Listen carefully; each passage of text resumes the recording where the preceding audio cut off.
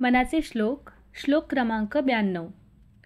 अति आदरे सर्वही नाम घोषे, गिरी कंदरी जाईजे दूरी दोषे, हरी तिष्ठतु तोषला नाम घोषे, विशेषे हरा मानसी राम पीसे.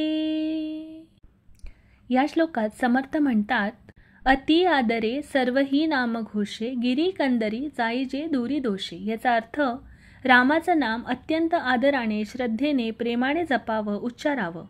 फक्त तोंड देखल्या नाही तर हृदयातून रामनामाचा घोष करावा.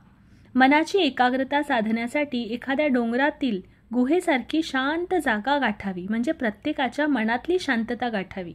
कारण जिथे दोष, विकार, वाईट विचार पोचत नाहीत अशा ठिकाणी जाऊन भगवंताचं चिंतन करावं. हरी तिष्ठतु तोषला नाम घोषे, विशेषे हरा मानसी राम पीसे. याचा अर्थ, भगवंत स्वतः नामस्मरणात वास करतो.